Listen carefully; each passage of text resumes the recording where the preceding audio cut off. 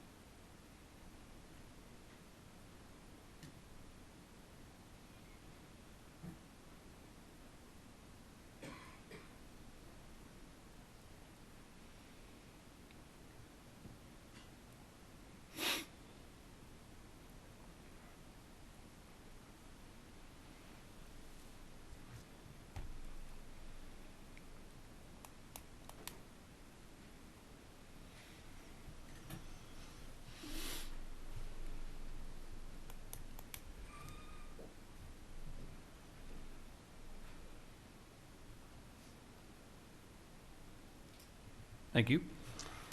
Next item will be the Pledge of Allegiance, led by our Board Clerk, Mr. Jerry Denton. I pledge allegiance to the flag of the United States of America and to the republic for which it stands, one nation, under God, indivisible, with liberty and justice for all. Thank you.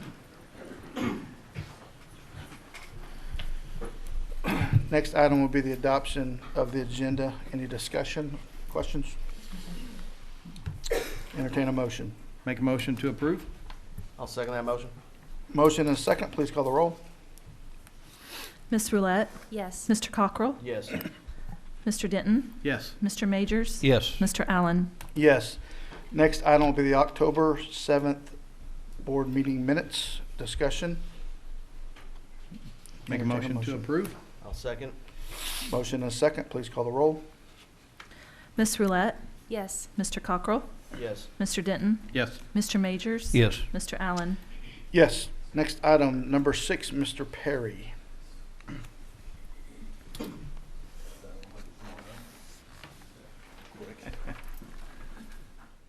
The NIAAA is the National Interscholastic Athletic Administrators Association. They are the governing body for all athletics in all 50 states across the nation. And they have recognized Mr. Dunn as a certified master athletic administrator. He has taken the classes necessary. They vetted him out in his background and passed a written test. Only 5% of athletic directors across the nation have this designation, so it's quite an honor for him to receive that, and they have given him a plaque to certify this, and so we just want to recognize that tonight, his hard work and contribution to Broken Arrow Public Schools.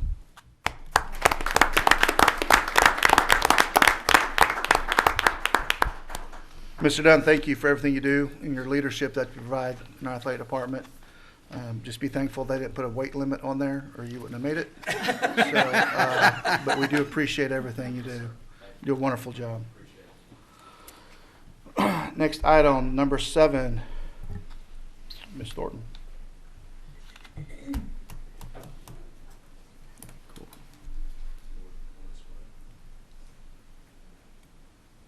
Dr. Dunlop, President Allen, members of the board, we're so excited tonight to have the opportunity to ask for you to approve a donation from one of our parents, Mr. Jack Wills, who has a senior athlete with us this year, Miss Michaela.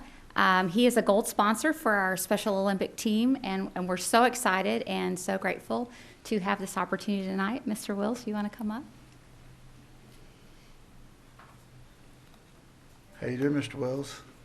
It has been. You're welcome. No, I just want, like I said, she said that Michaela's a senior this year, and I think she'll probably come back again and again. It's changed her life. We moved to Broken Arrow 4 years ago to be part of the life skills program for her. Putting a plan for her to someday be a little bit on her own, work on her own, and it's been pretty awesome. So I'd like to say that the Special Olympics has changed her life. I know you hear that quite a bit, but it literally, from the beginning of the year till May, she looks forward to that. She looks forward to being part of that. And I thought, well, you know, her senior year, we've got to do something special. And that was spurred on by your current coach. I don't know if you ever met her, the current coach. She is absolutely amazing. And her staff and the volunteers, but you cannot not get involved because of her enthusiasm and how much she's inspired by the kids. And it's just 100% servant. It's just amazing. So if you haven't, please try to come out and meet your current coach because she's dynamic and pretty awesome. So that was it. All right. Thank you so much. And as you know, Mrs. Gould won Coach of the Year this year, so That's cool. she's pretty fabulous. Thank you all. Mr. Wills, thank you. We appreciate that, and thank you for my summer jobs when I was a college kid. So, used to work with Mr. Wills in their business back a long time ago, lots of summers. So, And Mr. Wills, I just want to say thank you so much, and not only for the donation, but most of all for the stories, because, you know, we work hard at what we do every day, but when we hear stories of how it changes kids' lives, that's what motivates us to keep working harder. So thank you so much.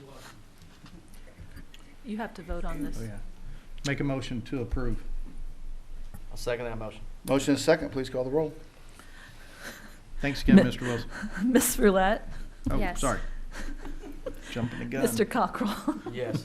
Mr. Denton, Yes. Mr. Majors, Yes. Mr. Allen. Yes. All right.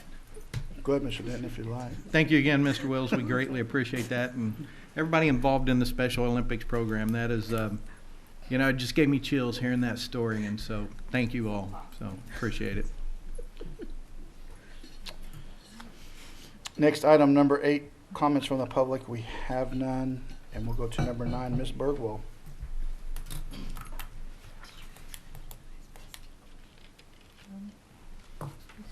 Good evening. Well, I am here to talk to you about these booklets that I handed out to you earlier and our process for our long-range planning.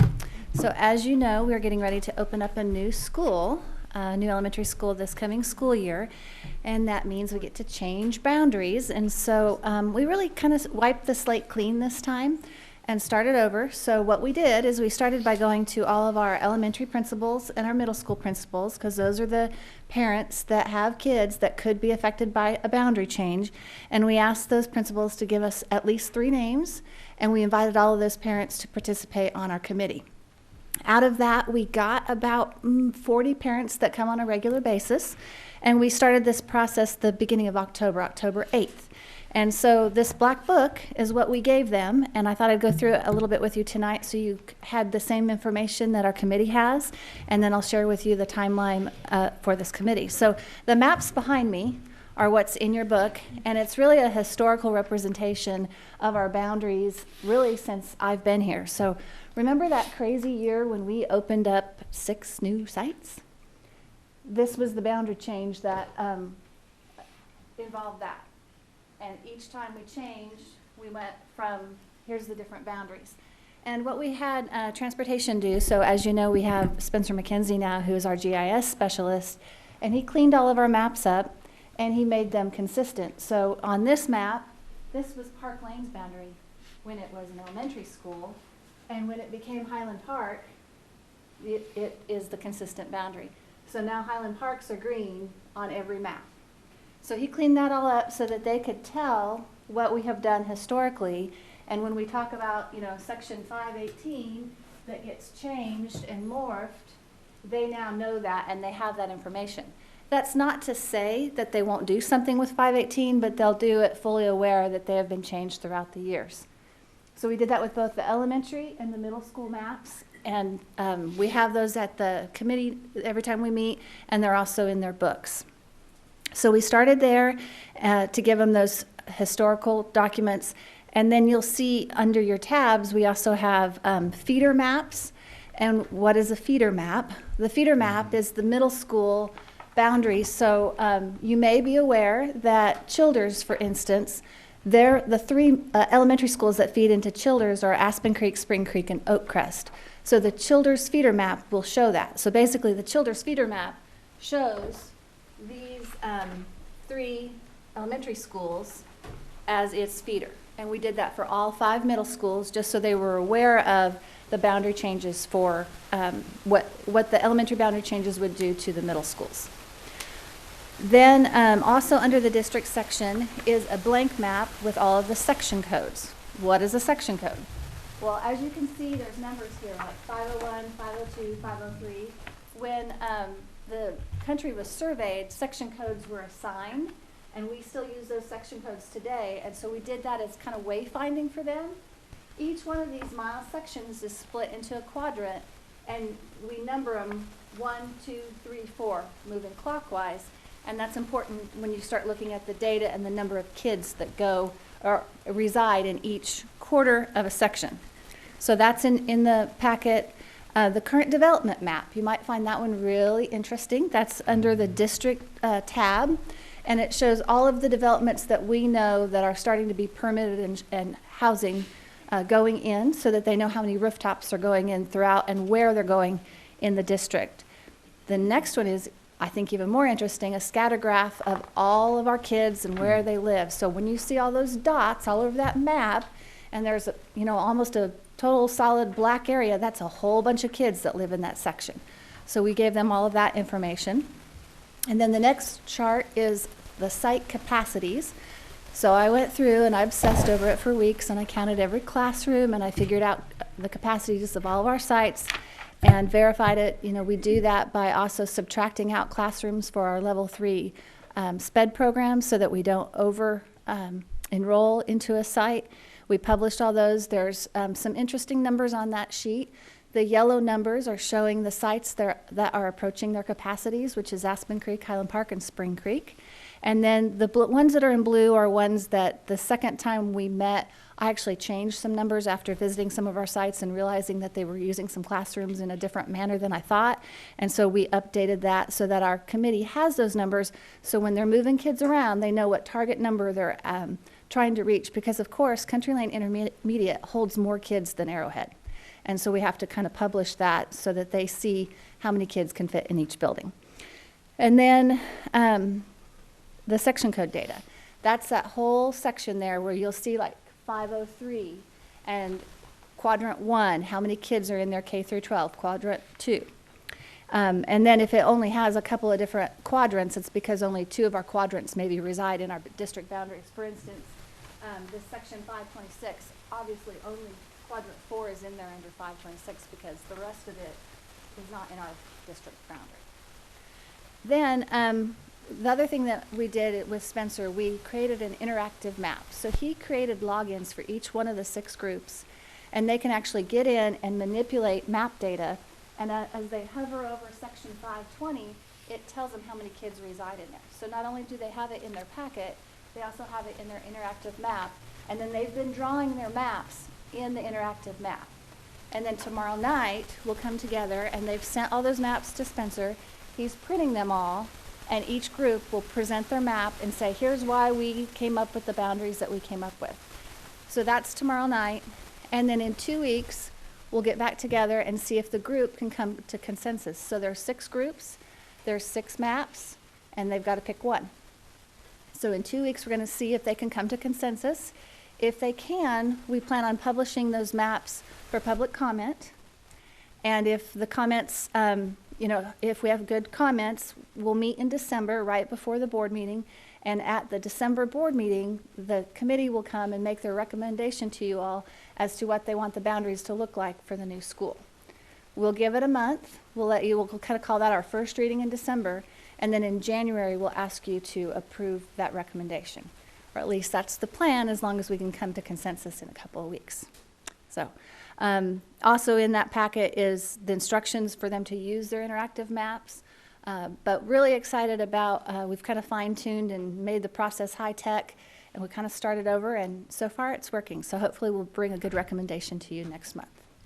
So Ms. Bergwald, speaking of high-tech, how are we going to communicate with the community after we make this decision on how this process went how do we do this? How do we come to this conclusion? Right. So it was very smart by the leadership plan. We had Mr. Sean Hill come and interview him, and Charlie Hanema came and interviewed us, interviewed several committee members, and did some snippets of what the committee's doing, what we're working on. I think they're going to film tomorrow night as well. And we'll be able to publish that video as we publish the new boundaries to show the community the process that we've taken it to. What we really hope is when the groups present their maps tomorrow, we hope to capture basically the one that ends up coming to consensus on, and we'll publish that with the boundaries when we publish them in the January, February timeframe to try to communicate out, here's what we've done, here's the process we've gone to. And as you can see, there's a lot of data to go through, and it's not as easy as it sounds. It sounds like, oh, we'll just move this boundary. But you can't always, because our schools are different sizes. As you can see on that scatter graph, there's a whole bunch of kids in, 410 and not so many in 118. And so, when Liberty looks like a huge boundary, it really isn't, because there aren't that many children out here. When Linwood looks like a really tiny boundary, it is, but there's a lot of kids that are in that boundary. So it's not easy, and we're trying to find a way to communicate that to the patrons. Ms. Bergwell, I want to thank you and the committee, because I sat in on some of those meetings before, back when we first did this process, and very difficult. You're going to upset some parents regardless of how you set the boundaries, and it's very difficult work, and it's tough. But I want to thank you all, because I've sat in those meetings, and they're tough. Well, Dr. Dunlop got the committee's attention the first night when she said, and you realize you may end up moving your kids, your own kids. And I think if you talk to some of the committees or some of the groups, they'll tell you, I'm moving my own kids.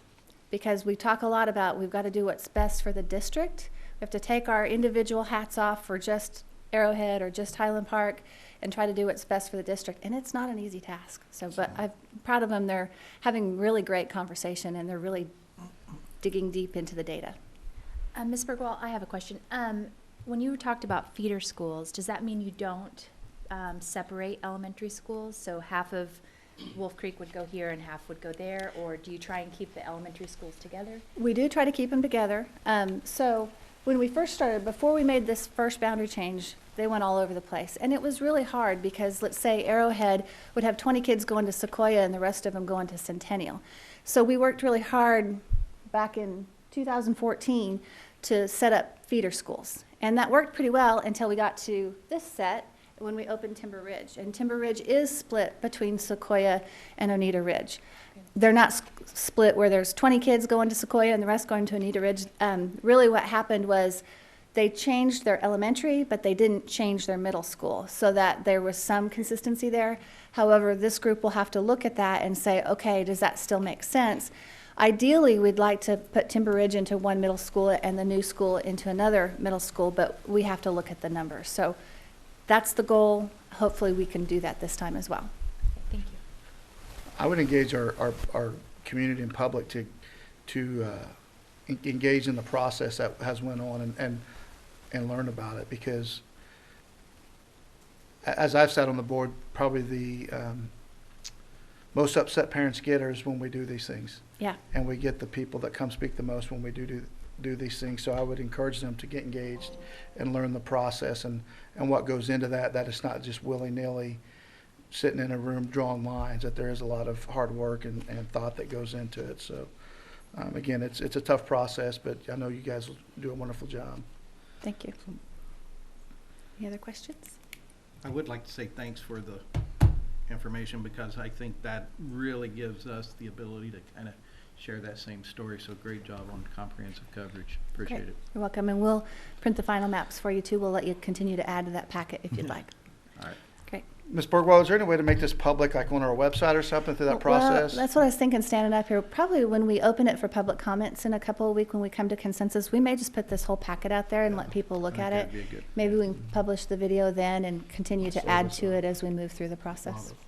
Because I mean, I think if you do put this out there publicly, maybe having just kind of a little video that kind of like how you walked us through briefly, that may help go a long ways for people to understand everything that kind of Yeah. went into this. I think we can do that. And man, we're all in trying to get the word out there because we don't like getting those calls either because people Yeah. really are upset. It's an emotional thing to move It your is. children.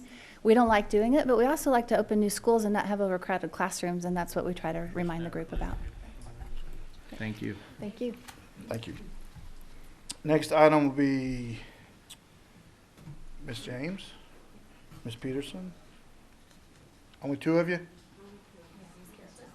Man.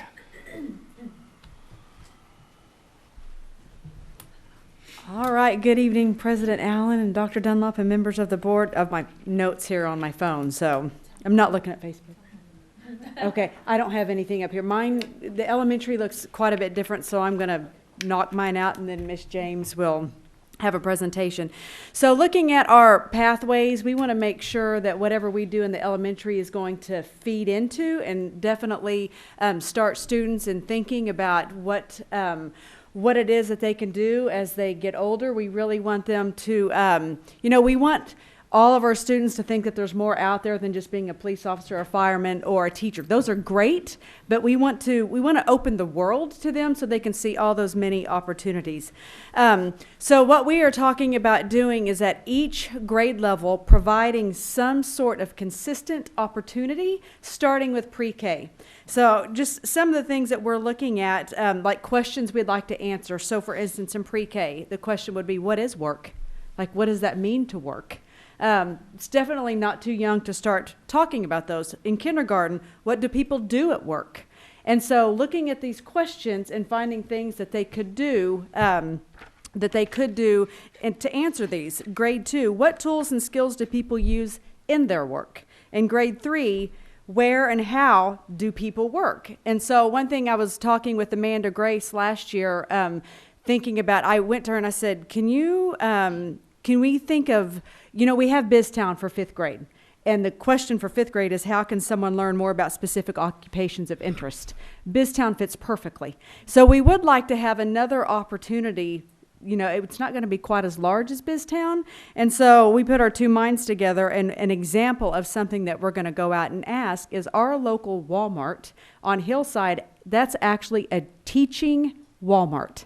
And so she said that they are looking for opportunities to engage our students. And so she said, I'm pretty sure I can get them to provide a field trip for 15 elementary schools. And I said, well, while you're at it, can you ask them to pay for transportation too? So, hey, you got to ask, right? Because all they can do is say no. And so, but it's not, we want them to see, even if you do work at, an establishment like Walmart, there's so much more to do than just be a checker or a stalker, but it's something you Stocker.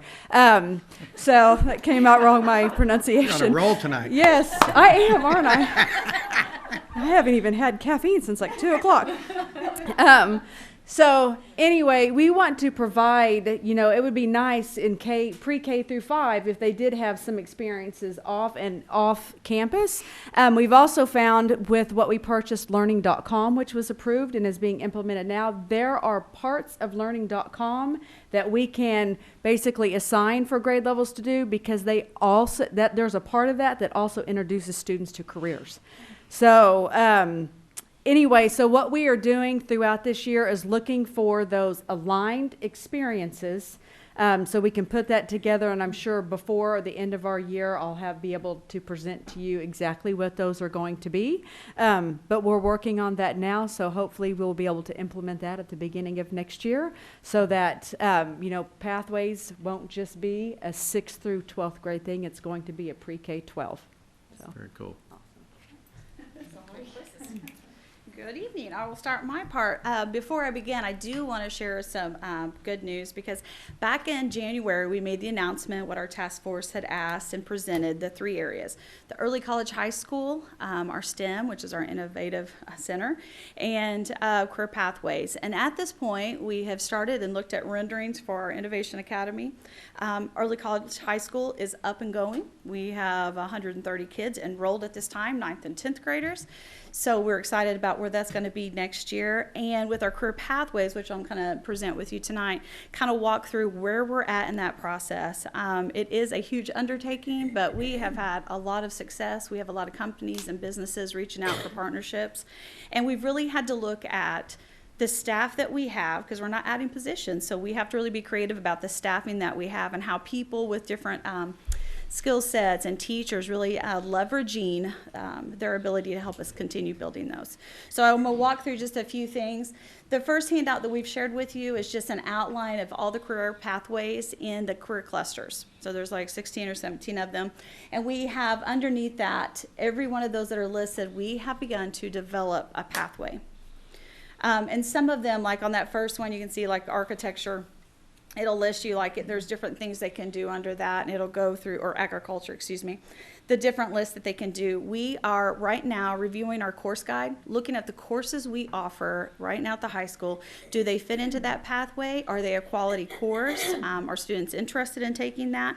And we're really reevaluating what we're offering so that we're making sure that it is relevant and it fits into the pathway to support that. The next page, or next set of things, is our pathway as a sample. We are currently right now creating our career pathway catalog. We haven't landed on a term yet. We're going to call this thing. But it lists out every pathway. It tells them what they should take as a 9th grader, a 10th grader, 11th grader, and a 12th grader. And at the 11th grade level, we even break it down and say you could stay here on our site at the high school and do these things, or you could choose to go to Tulsa Technology and begin to get certified or licensed through their programs. And we show the 4th year, we'll say, and here's some skills internships that you have. The example I gave you, or we shared with you, is the architecture and construction. So if you look through on that second page at the top, it will share with you the workplace learning experiences we've established right now.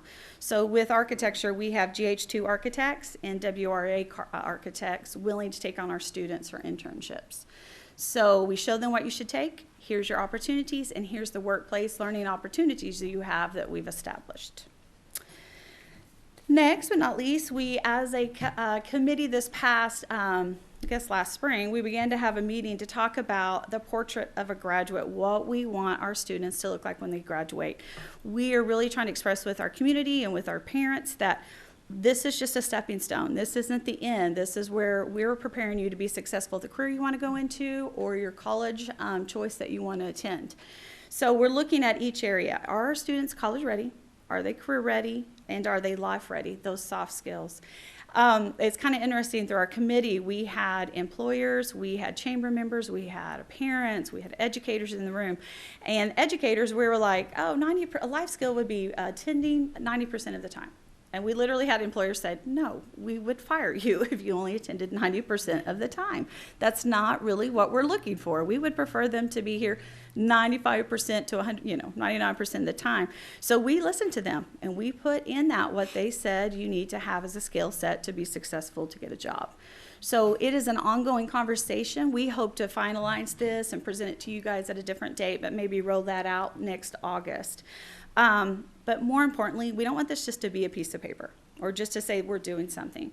So it's exciting. Dr. Dunlop had visited with the chamber and with some of the employers and said, it has to be more than that. Would you at least guarantee that if our students are one of these items, you'll guarantee them an interview if they apply for a position with you? And they're like, we can do that. We won't guarantee them a job, but we'll definitely let them get in front of us and apply and go through that interviewing process. So this is continuing to grow, and like I said, we'll present that later on for you guys, but we just want to keep you in the loop and how it was developing to support that. So one of the things as we have created, as we've begun to go out, we get a lot of phone calls. We get a lot of people walking up to us on the street. Dr. Dunlop gets accosted, I think, at the convenience stores and things like that with like, we want that Mullen thing you're doing. And so we are constantly making contact. So it's gotten a bit overwhelming sometimes because you really have to think about who can help us build these. So I want to share with you some of the things that the high school has done to help support that. This year, they have identified 11 graduation coaches. These are teachers who are on our campus who can build relationships, who understand, and who really have a passion about creating or allowing students, really preparing them to move on and be successful at whatever they choose to do. So as they begin to share and become a community partner, these graduation coaches help us with our students. They help support advisory. They help walk through students with the pathway, understanding what their options could be. And as the Portrait of the Graduate is rolled out next year, they will also be the individuals that will help students who come to them. When a student says, I'm life ready, I've met these criteria, they will help walk them through that. In addition to that, they have identified 4 teachers, and they've given them an additional 6th hour free. They don't have a class during that time. Those 4 teachers are helping us find community members, businesses, and internship and apprenticeship opportunities.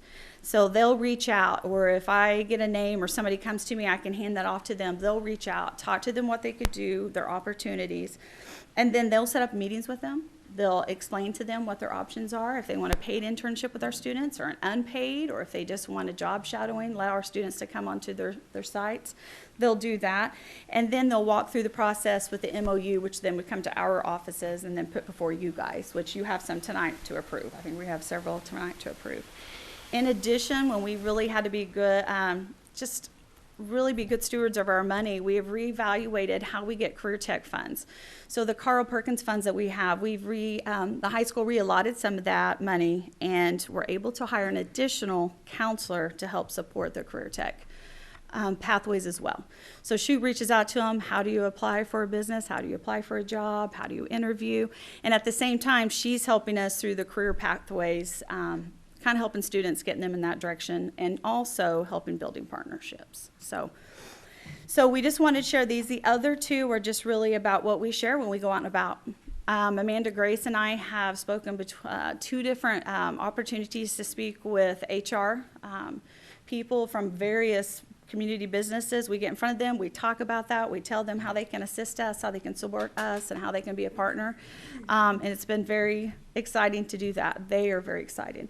And through one of the meetings, they even said, hey, you know, we'd love to have your students, but how about bringing your teachers in the summer and letting them come see what we do so they can begin going back and in their classrooms and through their lesson plans really doing more authentic problem solving that are realistic to today's workplace. So we have a lot of great things going on. I think I've touched on everything, but there's probably other things you can look through, but we're excited where we're at, and I think we'll be able to continue giving you guys updates of how this grows, and it's very exciting. So are there any questions for us that we could elaborate or?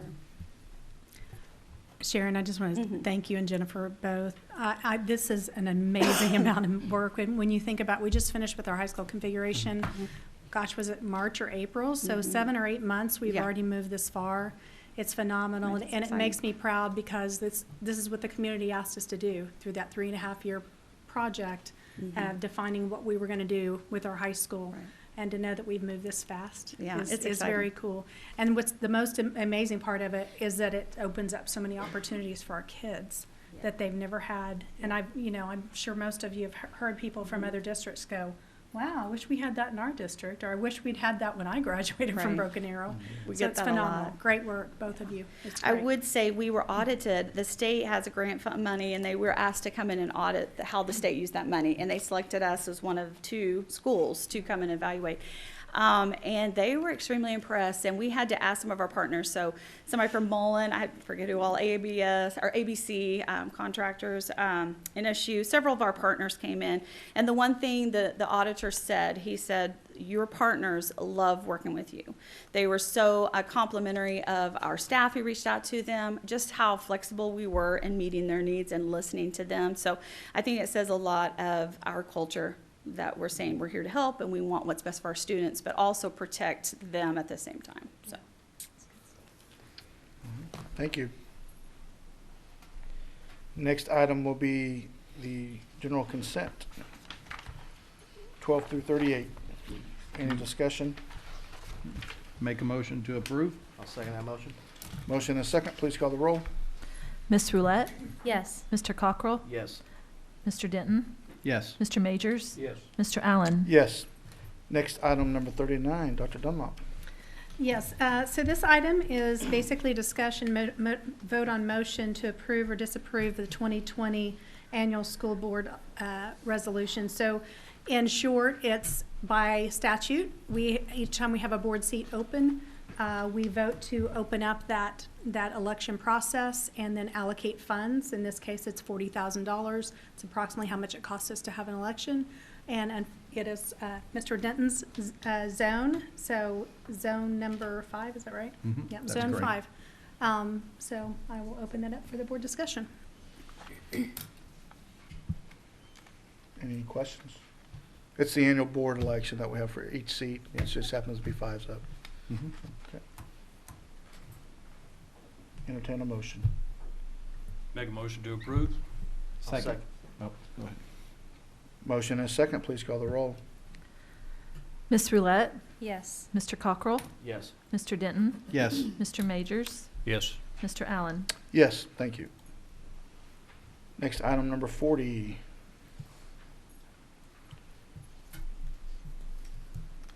Okay.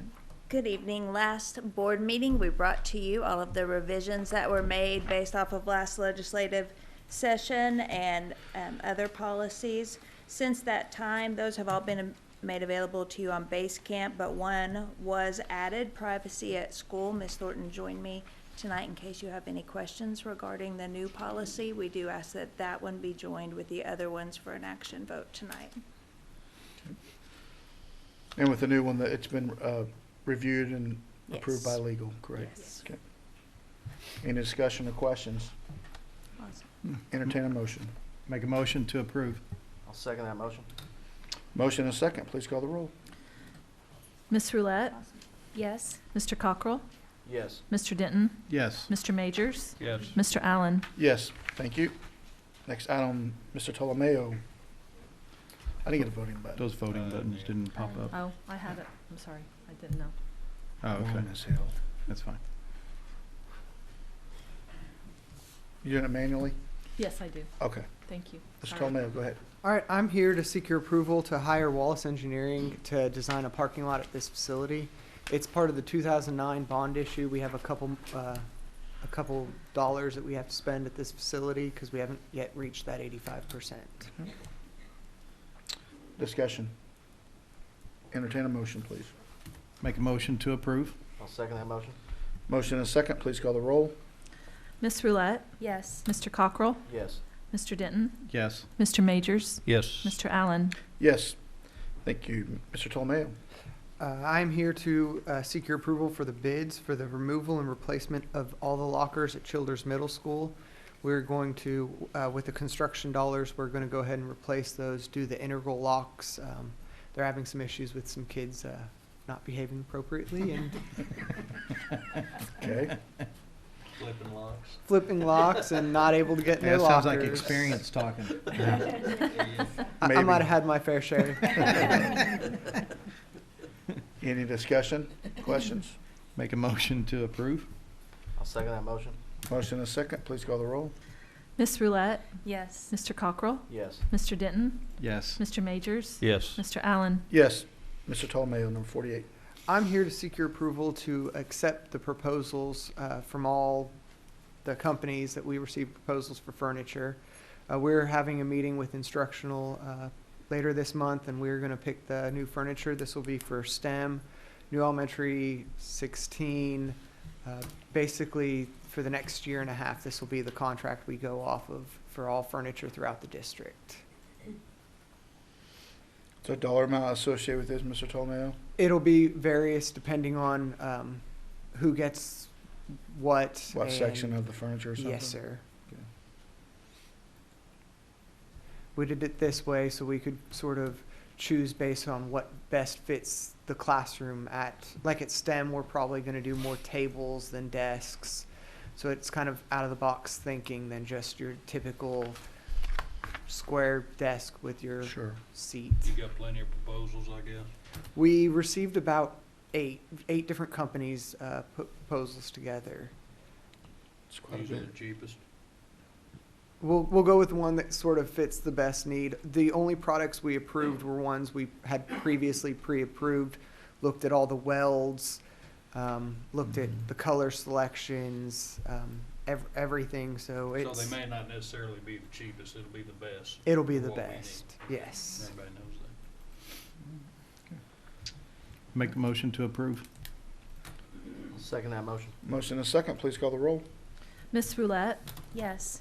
Mr. Cockrell, Yes. Mr. Denton, Yes. Mr. Majors, Yes. Mr. Allen. Yes, thank you, Ms. Tolmeo. Mr. Bowser, 44, Sir. please. Good evening, Dr. Dunlop, President Allen, and members of the board. Before you is an agreement with Arete Advisors for a security software, cybersecurity software called Sentinel One. The technology team has vetted this software and compared it to other software opportunities or choices that we may have, and feel like it's the best solution to be able to protect our servers and vital equipment, PCs and machines around the district, and from future cybersecurity risks. Happy to entertain any questions if you have them. Mr. Bowser, is this any have to do with the group that helped us through our situation? Yes, it's the same forensic group Okay. that we hired, and this is their recommended software approach. It's actually the one we've been using since that particular time. And this is going to help us stay safer, correct? Yes, yes, sir. Thank goodness. Make a motion to approve. I'll second that motion. Motion and a second, please call the roll. Miss Roulette, Yes. Mr. Cockrell, Yes. Mr. Denton, Yes. Mr. Majors, Yes. Mr. Allen. Yes, thank you. Next item, number 48, Ms. Eniff. Good evening. Here to ask the board to approve the final transfer for the reconciled tennis sub-account. They were approved to be sanctioned at the last board meeting, and the amount is $13,727.36. Discussion or questions? Make motion to approve. I'll second that motion. Motion and a second, please call the roll. Miss Roulette, Yes. Mr. Cockrell, Yes. Mr. Denton, Yes. Mr. Majors. Yes. Mr. Allen. Yes. Next item is new business. We have none. Next item is to adjourn. Make a motion to adjourn. I'll second. Motion and a second, please call the roll. Miss Roulette, Yes. Mr. Cockrell, Yes. Mr. Denton, Yes. Mr. Majors, Yes. Mr. Allen. Yes, thank you.